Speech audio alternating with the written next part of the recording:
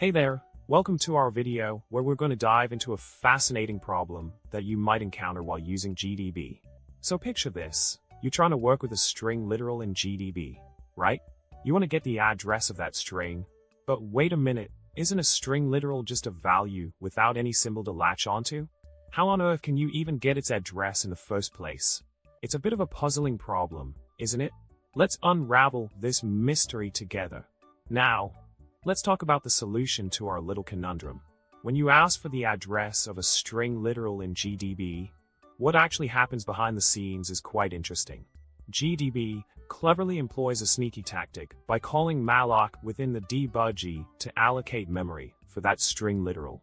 It sets up a crafty fake stack frame that calls malloc and is poised to return to a breakpoint instruction. As the program quietly resumes, malloc does its magic, and then GDB swoops back in when the program hits that breakpoint. It's like a behind-the-scenes magic show, isn't it?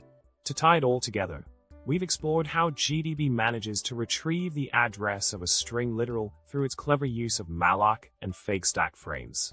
It's an unexpected behavior that showcases the intricate workings of debugging tools. And there you have it. The mystery of obtaining an address for a string literal in GDB has been unraveled.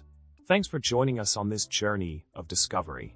If you enjoyed this video, don't forget to subscribe, like, and share your thoughts and comments below. Remember, debugging can be full of surprises, so stay curious and keep exploring. See you next time.